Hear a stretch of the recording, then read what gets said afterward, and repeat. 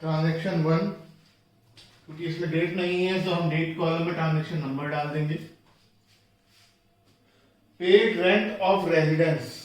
अब आपको ये बात समझनी है, रेजिडेंस का मतलब जहां पर वो पर्सन रहता है वहां का उसने किराया दिया है। बिजनेस के पैसों से आप अपने पर्सनल खर्चे नहीं पे कर सकते।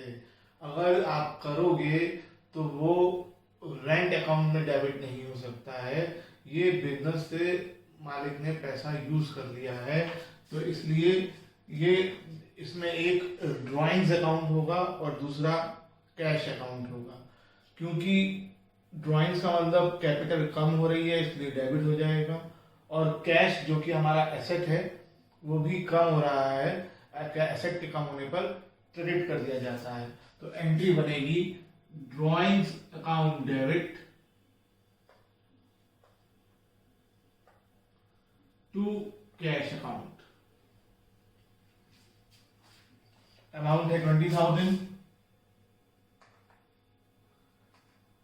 being rent of residence paid।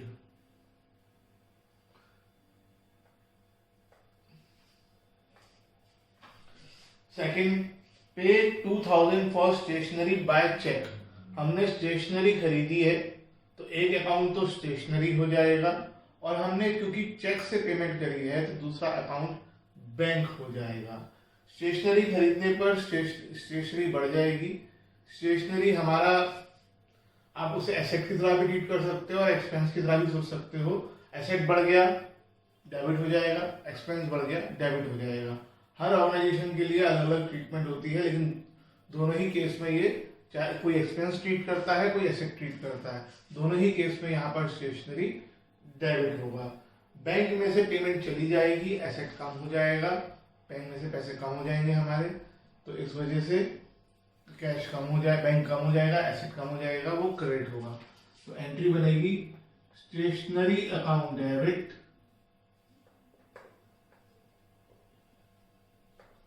To bank account. Amount 2,000 है।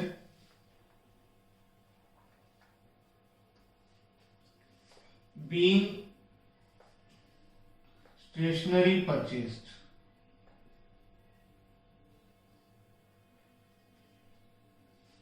नेक्स्ट,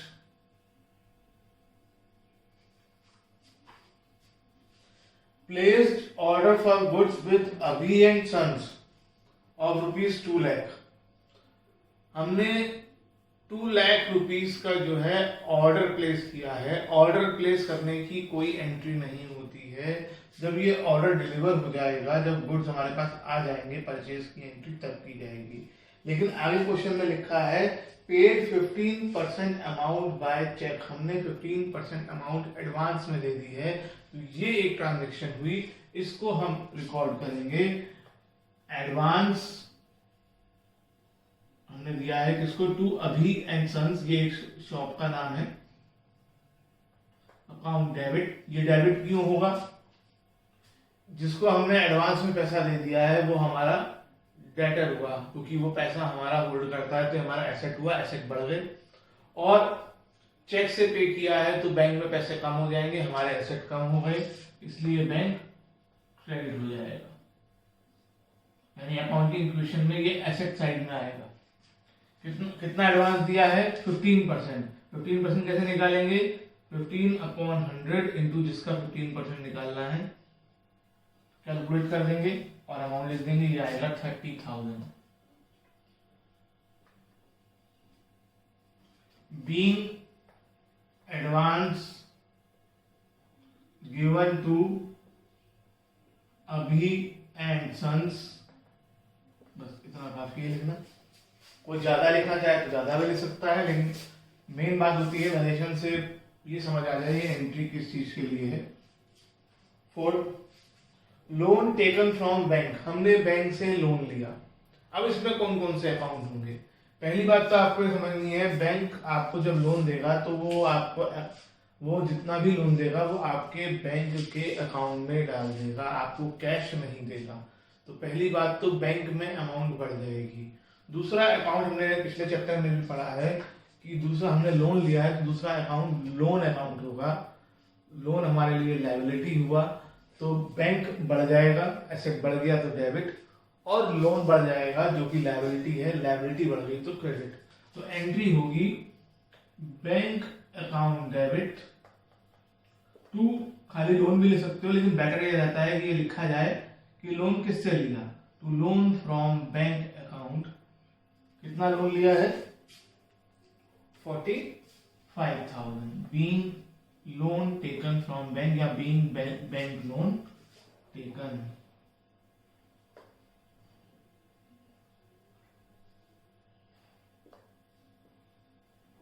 आप यहां पर भी बैंक लोन ले सकते थे एंट्री में, लोन फ्रॉम बैंक की जगह bank loan. Depreciation on furniture, हमने फर्नीचर पर डेप्रिसिएशन लगाया है।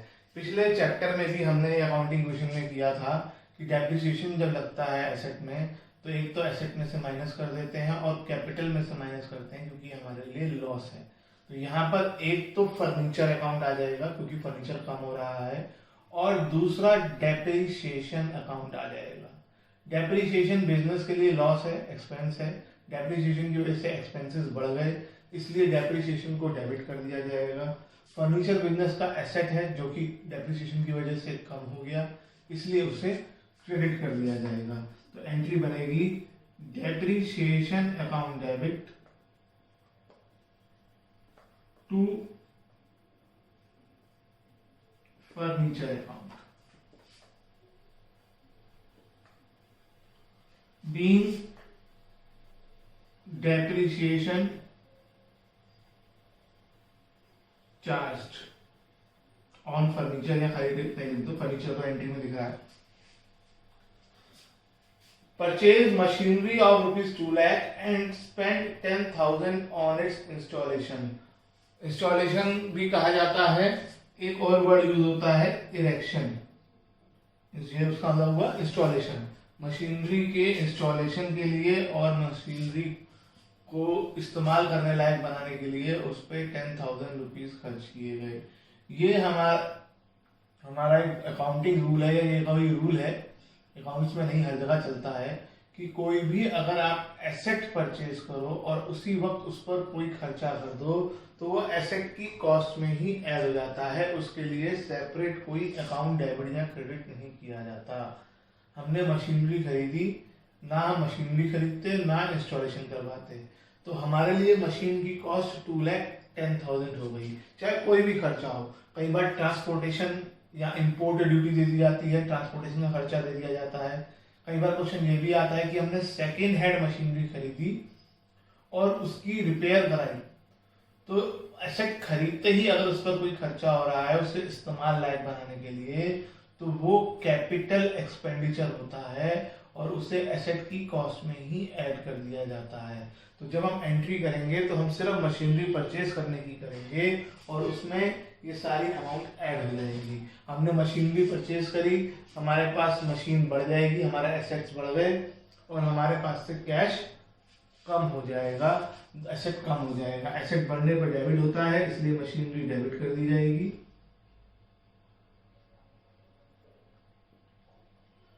और एसेट कम होने पे क्रेडिट होता है इसलिए कैश को क्रेडिट कर दिया जाएगा और अमाउंट आएगी 2 लाख प्लस 10,000 यानी 2,10,000।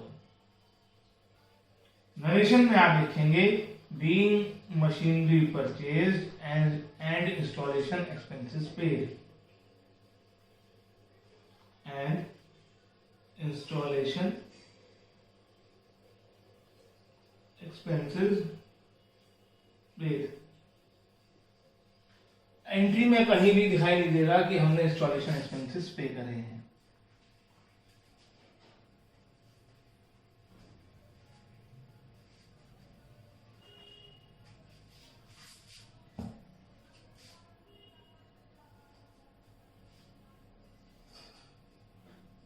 नेक्स्ट,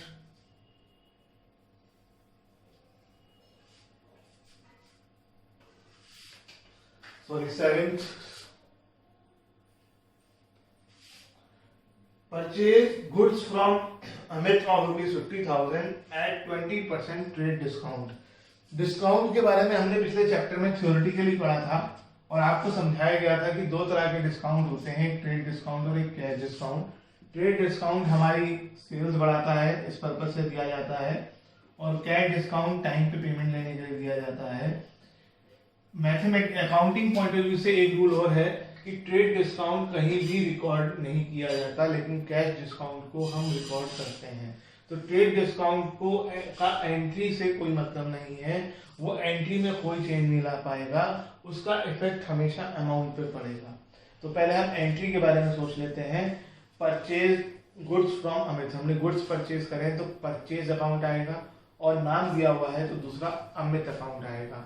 परचेज हमारे लिए एक्सपेंस हुआ, एक्सपेंस बढ़ गए इसलिए डेबिट हो जाएगा।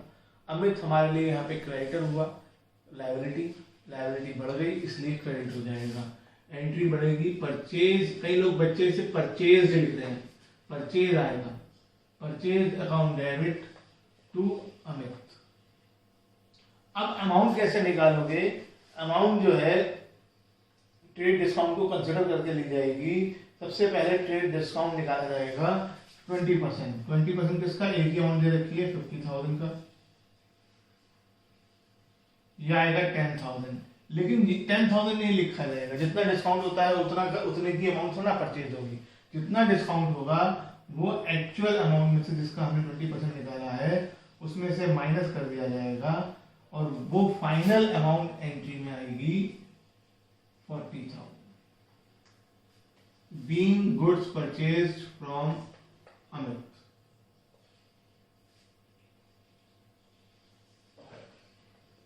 ट्रेड डिस्काउंट जब भी दिया होगा तो वो उसकी अमाउंट निकाल के एक्चुअल अमाउंट में से माइनस करके अमाउंट एंट्री में लिखी जाएगी। ये बात आप ध्यान रखेंगे, तो ये आगे काफी क्वेश्चंस में आने वाला है। आज ना भी है लेकिन आगे ये क्वेश्चंस में आएगा। Sold goods to Vishal brothers of ₹75,000 at a trade discount of 16%। Vishal brother को हमने गुड्स बेचे हैं, तो एक तो अकाउंट होगा विशाल ब्रदर्स, दूसरा अकाउंट होगा सेल्स, क्योंकि गुड्स बेचे हैं। विशाल ब्रदर्स हमारे लिए यहाँ पे डेटर हुआ, डेटर एसेट होता है, एसेट्स बढ़ गए इसलिए डेबिट हो जाएगा। सेल्स हमारे लिए इनकम हुआ, इनकम बढ़ गई इसलिए क्रेडिट हो जाएगा। ट्रेड डिस्काउंट का अगेन कोई फर्क नहीं पड़ेगा, तो Vishal brothers account debit to sales account. अब आप देखेंगे यहाँ पर मैंने अकाउंट नहीं लगाया क्योंकि ये एक पर्सन का नाम है, लेकिन ये किसी पर्सन का नाम नहीं, ये एक दुकान का नाम लग रहा है। विशाल जरूर पर्सन का नाम है, लेकिन ये पूरा जो है शॉप का नाम है, इसलिए इसके आगे अकाउंट लगेगा। Being goods sold to Vishal brothers. अब अमाउंट कैसे निकालेंगे? जैसे पिछले में निकाला था, पहले 75,000 का 16% निकालेंगे, और जो आएगा वो 75,000 से माइनस करके लिख देंगे। ये अमाउंट आप खुद कैलकुलेट करेंगे। 9th, allowed interest on capital ₹1,000। Interest on capital allow किया गया 1,000 का। ये मैंने पहले भी डिस्कस किया है, जब अकाउंटिंग इक्वेशन में होमवर्क दिया था तो कुछ बच्चों ने गलत भी किया था। इंटरेस्ट ऑन कैपिटल, कैपिटल में से माइनस हो जाता है क्योंकि हमारा एक्सपेंस है, और क्योंकि ये हमें ओनर को देना है तो हम ओनर की कैपिटल को बढ़ा देते हैं, कैपिटल में ही ऐड हो जाता है। एंट्री में कैसे ट्रीटमेंट होगा? एंट्री में दो अकाउंट होंगे, एक इंटरेस्ट ऑन कैपिटल अकाउंट और एक capital account. Interest on capital account हमारा एक्सपेंस है, इसलिए वो डेबिट हो जाएगा क्योंकि एक्सपेंसेस बढ़ गए इंटरेस्ट ऑन कैपिटल देने से, और इसकी वजह से कैपिटल बढ़ जाती है तो कैपिटल बढ़ने को क्रेडिट करते हैं, इसलिए कैपिटल क्रेडिट हो जाएगा। तो इंटरेस्ट ऑन कैपिटल की एंट्री बनेगी interest on capital account debit to capital account. Amount दे रखी है, being interest on capital allowed.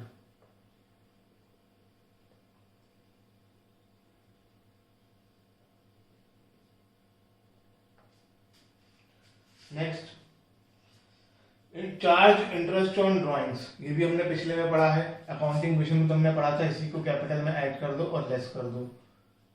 Interest on drawing का मतलब हमने पार्टनर से कहा है कि आप हमें इंटरेस्ट दीजिए, तो यहाँ पर दो अकाउंट इन्वॉल्व होंगे, एक तो होगा इंटरेस्ट ऑन ड्राइंग, और इंटरेस्ट ऑन ड्राइंग हमारे लिए इनकम होगा क्योंकि हमें मिलना है, तो इसकी वजह से ये इनकम है, इनकम बढ़ गई तो इंटरेस्ट ऑन ड्राइंग तो क्रेडिट हो जाएगा। और क्योंकि ये पैसा हमें ओनर कैश में नहीं देगा, तो हम मान के चलेंगे कि ये अमाउंट भी ओनर ने बिजनेस से विड्रॉ कर ली है, तो इसके लिए ड्राइंग्स को बढ़ा दिया जाएगा और ड्राइंग्स अकाउंट डेबिट कर दिया जाएगा। वहां पर हम कैपिटल में से माइनस करते हैं, ड्राइंग्स भी कैपिटल में से बाद में माइनस ही होगा, इस वजह से ड्राइंग्स को बढ़ाया जाता है। जैसे यहाँ पर कैपिटल को बढ़ाया है, यहाँ पर ड्राइंग्स को बढ़ाया जाता है। जिस चीज पर इंटरेस्ट लगता है उसी चीज को बढ़ाया जाता है। अगर लोन पर इंटरेस्ट लगे और हमने वो पे ना किया हो तो हम लोन की अमाउंट बढ़ा देते हैं। Being interest on drawings charged. Next, rent due but not paid. हम रेंट ड्यू है बट नॉट पेड है, हमारा रेंट ड्यू हो गया है अभी, लेकिन अभी तक हमने पे नहीं करा है। इसके लिए हम एक टर्म यूज करते थे आउटस्टैंडिंग रेंट, और क्या करते थे, कैपिटल में से माइनस कर देते थे और लायबिलिटी में आ जाता था आउटस्टैंडिंग रेंट, उसमें ऐड कर देते थे। तो यहाँ पर भी दो अकाउंट होंगे, यहाँ पर एक तो रेंट अकाउंट होगा, कैपिटल नहीं आएगा, एक तो रेंट अकाउंट होगा। कैपिटल तब आता है जब खुद ओनर इन्वॉल्व हो, रेंट अकाउंट होगा, और दूसरा आउटस्टैंडिंग रेंट अकाउंट होगा। रेंट हमारे लिए एक्सपेंस है, एक्सपेंस बढ़ गए, चाहे हमने पे नहीं भी करे हैं लेकिन पे तो करना ही है, इसलिए रेंट अकाउंट डेबिट हो जाएगा। और आउटस्टैंडिंग रेंट हमारे लिए लायबिलिटी है, लायबिलिटी में प्लस करते हैं, बढ़ गई, और लायबिलिटी बढ़ने पर क्रेडिट होती है, तो इसलिए इसकी एंट्री होगी rent account debit to outstanding rent account, rent account debit to outstanding rent account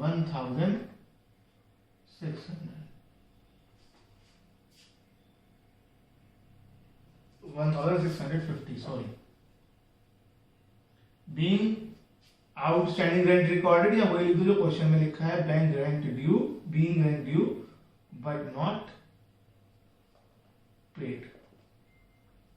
being rent due भी लिख दोगे तब भी चलेगा, जब तक पेड वर्ड नहीं लिखोगे तब पेड नहीं माना जाएगा। नेक्स्ट है बैंक चार्जेस। बैंक हमारे इतने सारे काम करता है, तो बैंक हमसे कुछ चार्जेस भी लेता है, तो ये हमें बैंक को देने पड़ेंगे। तो ये हमारा बैंक चार्जेस हमारे लिए एक्सपेंस है, और एक्सपेंस बढ़ गया, इस वजह से बैंक चार्जेस अकाउंट डेबिट हो जाएगा। और बैंक को जो चार्जेस लेने होते हैं, तो वो हमसे फोन करके कहता नहीं है कि पैसे दो। बैंक को अगर हमसे कुछ चार्जेस लेने हैं तो वो सीधा हमारे बैंक के अकाउंट में से डिडक्ट कर लेता है, इसलिए बैंक डिक्रीज हो जाएगा, यानी एसेट कम हो जाएगा, तो टू बैंक अकाउंट। ये ध्यान रखना है, बैंक चार्जेस के साथ टू बैंक ही आ सकता है, टू कैश आ ही नहीं सकता। Being bank charges charge, being bank charges charged.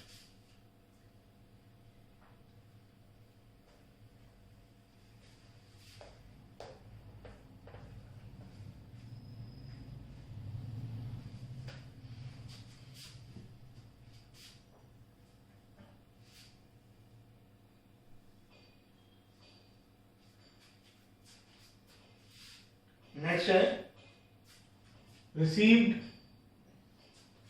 Commission in advance. हमें कमीशन मिली है, यहाँ पर कैश आएगा, तो एक तो कैश अकाउंट हो गया।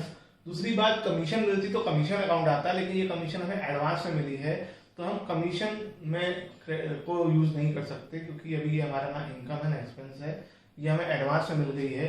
अगर आप अकाउंटिंग इक्वेशन याद करें तो हम कैश में ऐड करते थे और लायबिलिटी में एक अकाउंट खोल लेते थे, एडवांस कमीशन। तो यहाँ पर भी वही होगा, एक कैश अकाउंट आएगा, एक एडवांस कमीशन अकाउंट आएगा। कैश हमारा एसेट है जो कि बढ़ गया, इसलिए डेबिट हो जाएगा। एडवांस कमीशन हमारी लायबिलिटी है जो कि बढ़ गई, इसलिए क्रेडिट हो जाएगी। तो एंट्री बनेगी cash account debit to advance commission account. आप commission received in advance account भी यूज कर सकते हो। अगर आप छोटा लिखना चाहो तो ऐसे लिखोगे, बड़ा लिखना चाह रहे हो तो बुक्स में कमीशन रिसीव्ड इन एडवांस भी लिखा हुआ है, being commission received in advance.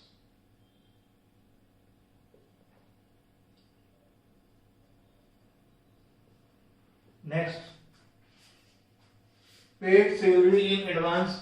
अब यहां पर हमने एडवांस में सैलरी पे कर दी तो हमारे पास से कैश चला जाएगा, और एडवांस में सैलरी पे करिए तो सैलरी वर्ड यूज नहीं कर सकते। ऐसे में हम वर्ड यूज करते हैं प्रीपेड सैलरी। मिलता है तो एडवांस, क्योंकि ये इसके आगे प्रीपेड नहीं ले सकता क्योंकि ये पे नहीं हो रहा है, और प्री रिसीव कोई वर्ड नहीं होता है, हम एडवांस पे पे कर रहे हैं इसलिए प्रीपेड सैलरी। और प्रीपेड सैलरी हमारे लिए एसेट हुआ, वो डेबिट हो जाएगा क्योंकि एसेट बढ़ गए, और कैश कम यानी एसेट कम हो रहा है इसलिए कैश क्रेडिट हो जाएगा प्रीपेड सैलरी अकाउंट में। कितनी अमाउंट है 580, being salary paid in advance, being